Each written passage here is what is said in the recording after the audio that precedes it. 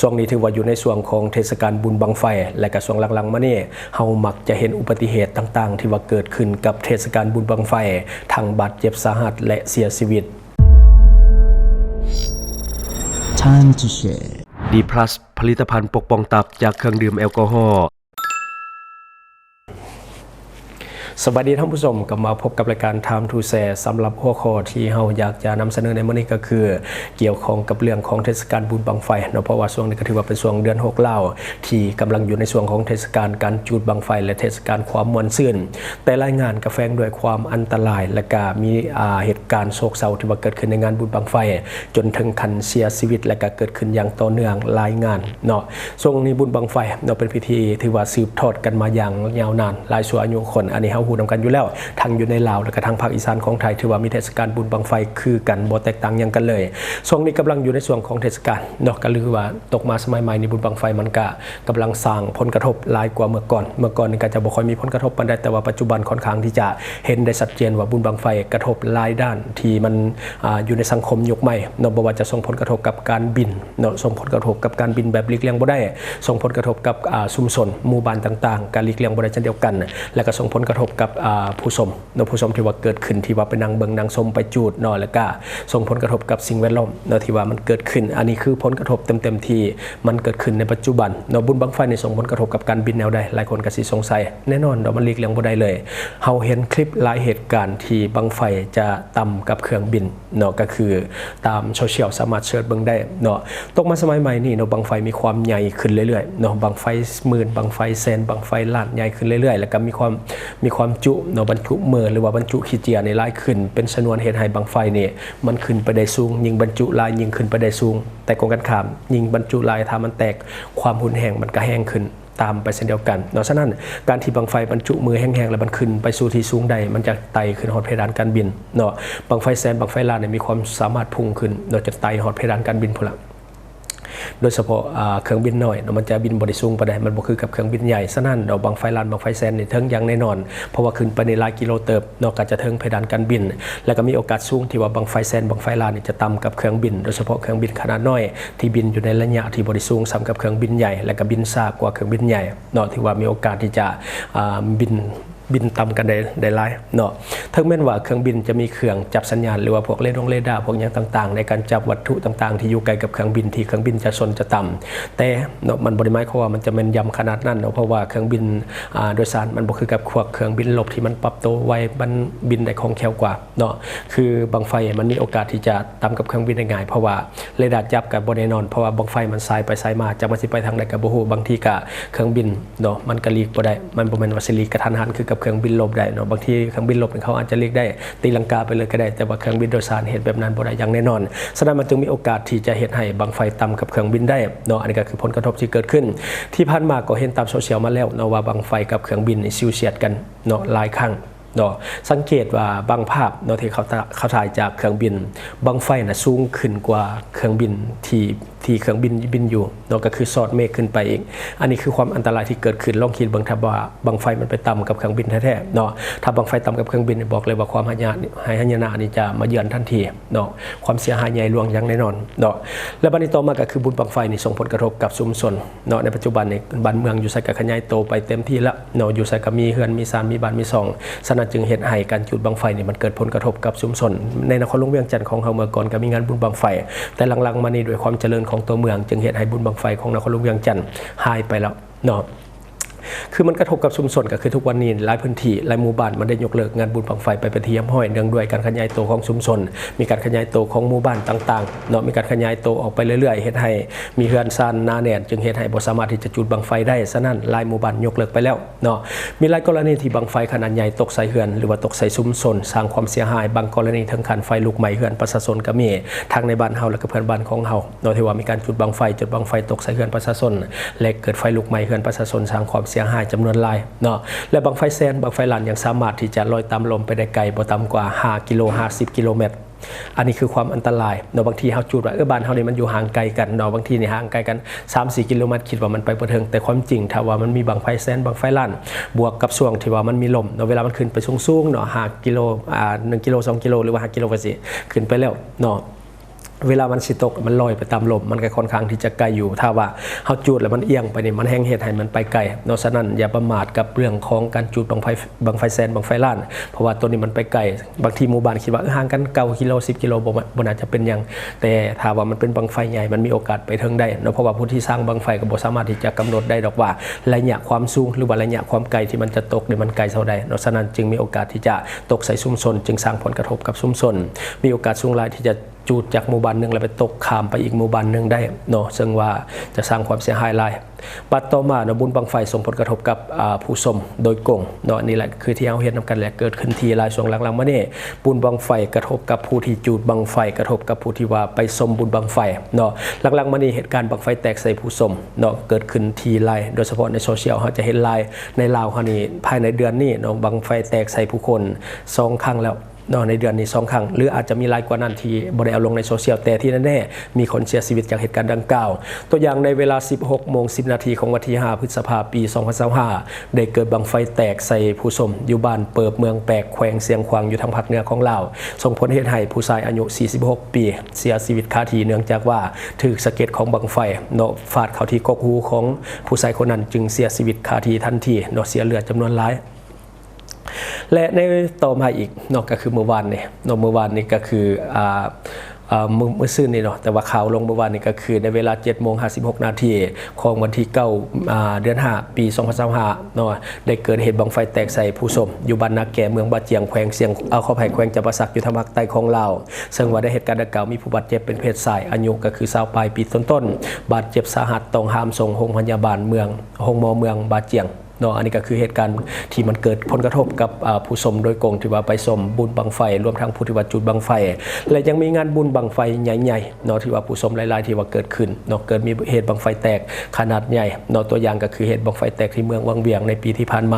อันนั้นก็เป็นเหตุการณ์ที่เหตุให้มีคนบาดเจ็บเล็กน้อยหลายสมควรเนาะเพราะว่าเป็นบังไฟขนาดใหญ่และการแตกมันก็คล้ายๆกับผู้แตกมันกระจายออกมาจึงสร้างผลกระทบให้หลายคนที่อยู่บริเวณใกล้เคียงทั้งนักท่องเที่ยวภายในและต่างประเทศและอีกบ่นานบ้านเฮาก็จะมีงานบุญบังไฟใหญ่เกิดขึ้นอีกเช่นกันเนาะตัวอย่างคือบุญบังไฟบ้านนาซอนเมืองปากเงิมแขวงเวียงจันทน์อันนี้ถือว่าเป็นงานใหญ่ของทุกๆปีซึ่งบางคนนครหลวงเวียงจันทน์จะเดินทางไปเที่ยวงานบุญที่บ้านนาซอนนี่หลายสมควรในแต่ละปีโดยซึ่งว่าจนสร้างให้รถติดเนาะเส้นทาง13 ใต้และต่อมาก็จะเป็นบุญบังไฟเมืองเฟืองเนาะเมืองท่องเที่ยวของแขวงเวียงจันทน์เนาะนักท่องเที่ยวทั้งภายในและต่างประเทศจะไปชมในงานนี้หลายซึ่งว่า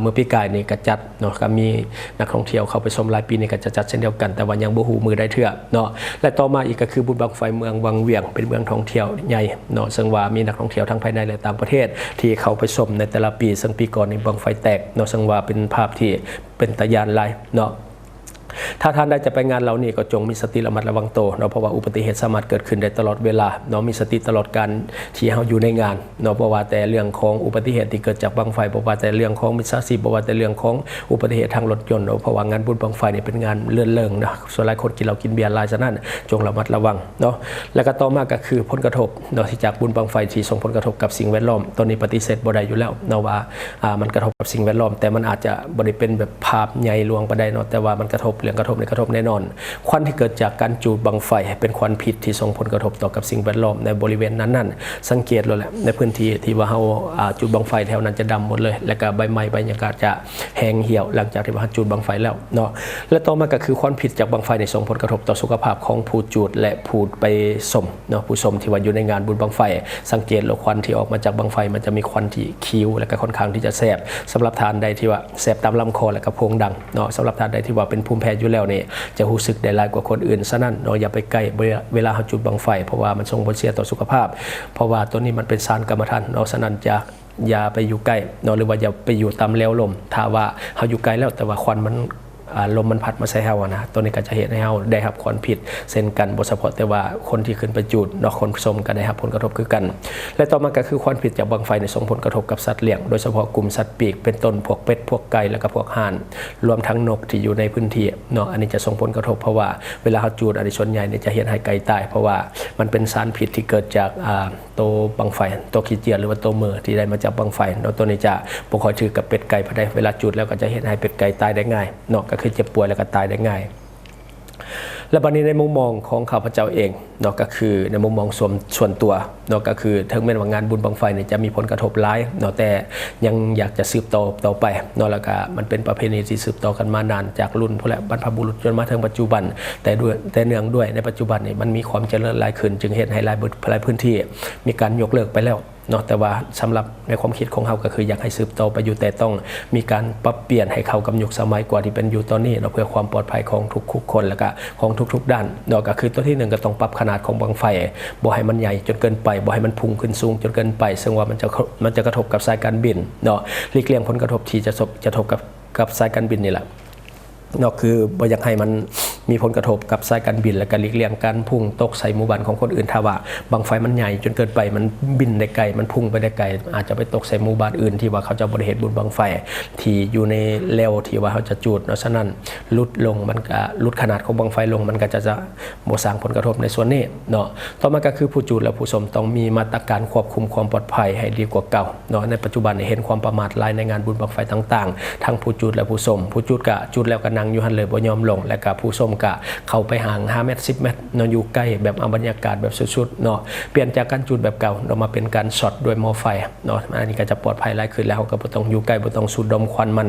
นและก็ผู้ชมก็ต้องเว้นระยะห่างในระยะที่มีความปลอดภัยสูงเนาะก็อย่างน้อยๆก็30เมตร40เมตรขึ้นไปเนาะเพื่อความปลอดภัยจากแห่งระเบิดของบังไฟเนาะอันนี้ก็จะเป็นสิ่งที่ดีต้องได้ปรับได้เปลี่ยนเนาะต่อมาก็คือเลือกใส่วัสดุในการสร้างบังไฟเนาะที่มีความปลอดภัยเป็นต้นแมนจากแบบหรือว่าท่อเล็กเนาะมาเป็นท่อยางหรือว่าแบบยางเอาตัวนี้ก็จะเฮ็ดให้ลดผลเรื่องของความรุนแรงจากการระเบิดของบังไฟอย่างน้อยๆมันก็จะบ่กระทบหลายเนาะก็คือมันจะบ่พุ่งไกลแห้งอัดมันบ่สูงได้คันว่าเป็นท่อแป๊บหรือว่าท่อเล็กนี่เวลามันระเบิดในห้อยรุนแรงเนาะแล้วก็เศษเล็กก็จะกระจายมันก็จะเกิดความบาดเจ็บได้ง่ายตัวอย่างคืออยู่แขวงเสียงขวางที่ว่าเสียชีวิตสุดแล้วนี่ก็ย้อนถึกเล็กของบังไฟเนาะและต่อมาก็ต้องได้มีการปรับปรุงเนาะงานบุญบังไฟให้เป็นเพียงงานบุญประเพณีแบบเก่าแบบเดิมสืบมาเนาะก็คือดังเดิมเฮานี่เป็นบุญที่ลื่นเริงม่วนขอฟ้าขอฝนแต่ในปัจจุบันนี่มันเป็นงานแห่งการพนันกันเนาะบางทีลงกันหลาย10ล้านได้แต่ละงานระดับคือพนันกันแข่งกันบ้านนี้ผู้ใดก็ไปสร้างบังไฟด้วยความอัดแน่นอัดแห้งอยากให้มันขึ้นสูงอยากให้มันแห้งอยากให้มือมันแห้งแบบนี้มันก็มีโอกาสที่บังไฟมันจะแตกเนาะก็คือมันเป็นโอกาสสูงที่บังไฟจะแตกถ้าว่าอัดมือหรือว่าอัดขี้เจียแน่นจนเกินไปก็จะเฮ็ดให้มีโอกาสที่จะแตกสูงแล้วก็เป็นอันตรายเพราะว่าเล็กเพราะว่าถ้ามันแน่นไปนี่เวลามันแตกมันก็จะแตกแห้งเนาะก็คือนี่แหละมันก็สร้างผลกระทบเนาะจะได้ก็ตามเนาะอยากให้งานบุญบังไฟเนี่ยเป็นงานลื่นเริงและก็มวลซื่นของทุกๆคนเนาะเพราะว่าในแต่ละปีในมวลงานบุญบังไฟเนี่ยคันว่าบ่มีเหตุการณ์โศกเศร้าขึ้นเนี่ยมันมวลทุกๆปีเนาะห้ามกันลงขี้ต้มแล้วก็กินเหล้ากินเบียร์ฟ้อนกันเซิงกันแบบนี้มวลเนาะแล้วก็รถก็จะติดน้อยนึงแต่ก็มวลทุกคนมวลแต่ว่าคนเมาก็จะลายในงานแบบนี้เนาะแต่ว่าเขาเห็นหลายๆงานเนาะช่วงหลังๆมันนี่ก็จบลงด้วยบรรยากาศที่โศกเศร้าเพราะว่ามันมีคนเสียชีวิตมันมีคนบาดเจ็บจากงานเนาะเห็นให้บรรยากาศของงานนี่มันบ่ม่วนซะนั่นเนาะยังให้ทุกคนลิ้นอย่างมีสติตลอดที่ว่าอยู่ในงานบ่ว่าคนที่จุดบังไฟบ่ว่าคนที่ไปส้มบ่ว่าคนที่อยู่ห่างจากห่างบังไฟก็ต้องได้ระมัดระวังเพราะบางทีจุดขึ้นไปแล้วมันกลับมาตกบนเก่าอันนี้ก็เนาะมันก็เป็นอันตรายที่ผ่านมาก็เคยมีเหตุการณ์แบบนี้เนาะที่ว่าบังไฟตกใส่หัวคนแล้วก็เสียชีวิตคาที่เราบ่อยากให้เหตุการณ์แบบนี้มันเกิดขึ้นซ้ำๆเนาะฉะนั้นทุกคนต้องมีสติระมัดระวังตัวเองโดยเฉพาะท่านที่เอาลูกเต้าหรือว่าเอาผู้เฒ่าไปนำนี่ต้องได้ระมัดระวังเป็นพิเศษถ้าว่าเห็นบังไฟแตกมันก็จะแล่นบ่ทันมันก็จะลบจะหลีกบ่ทันเนาะฉะนั้นต้องอยู่ให้ห่างเขาไว้ด้วยความปลอดภัยเนาะเพื่อความปลอดภัยและทั้งหมดก็คือสิ่งที่เราอยากจะนำเสนอในมื้อนี้หวังว่าท่านจะได้รับสาระดีๆสำหรับท่านที่ว่าเบิ่งรายการเราอยู่คิดเห็นจะได้กับสิ่งที่ว่านำเสนอไปก็อย่าลืมฝากไว้ภายใต้คอมเมนต์ของเราและข้าพเจ้าจะเข้าไปอ่านด้วยตนเองและก็ขอฝากสำหรับท่านใดที่ว่ามักกินเหล้ากินเบียร์แล้วเมาค้างเนาะตอนนี้แก้อาการเมาค้างได้ดีเนาะดีพลัสอันนี้เป็นอาหารเสริมบำรุงตับเนาะสำหรับท่านที่ว่ามักดื่มแอลกอฮอล์เพราะว่าฤทธิ์แอลกอฮอล์เนี่ยมันทำลายเซลล์ตับฉะนั้นเนาะท่านอาจจะเป็นพยาธิตับแข็งได้ง่ายรวมทั้งผู้ที่ว่ามักกินอาหารดิบอาหารแดงรับก้อยซอยจุเลือดแป้งตัวนี้มันนำเชื้อโรคเข้าสู่ร่างกายของท่านโดยเฉพาะพยาธิใบไม้ในตับเนาะฉะนั้นอย่าลืมปกป้องตับของท่านด้วยผลิตภัณฑ์ดีพลัสของเฮาและก็ข้อฝากในปัจจุบันเงินกีบอย่างอ่อนค่าอยากให้ทุกคนช่วยกันพยุงค่าเงินกีบให้กลับมาแข็งค่าดังเดิมและก็อย่าลืมส่งเสริมสินค้าที่เป็นของคนลาวที่ผลิตภายในลาวเพื่อลดผลการนำเข้าสินค้าที่บ่จำเป็นจากต่างประเทศ และสำหรับท่านที่ว่าเบิ่งรายการเฮาอยู่ถ้าคิดว่ารายการของเฮามีสาระหรือว่ามีประโยชน์อยากส่งเสริมอยากซัพพอร์ตอยากจะให้กำลังใจทีมงานของพวกเฮาก็อย่าลืมกดติดตามช่องเพราะว่าการกดติดตามช่องถือเป็นช่องทางเดียวที่จะเฮ็ดให้ทีมงานของเฮามีรายได้ และก็มีกำลังใจในการผลิตคอนเทนต์ดีๆแบบนี้ให้ท่านได้ชมเรื่อยๆอย่าลืมให้กำลังใจทีมงานของพวกเฮาโดยการกดติดตามช่องขอขอบใจสนใจโฆษณาประชาสัมพันธ์ธุรกิจและผลิตภัณฑ์ของท่านผ่านรายการของเฮาสนใจติดต่อตามข้อมูลที่ขึ้นหน้าจอในปัจจุบันได้เลย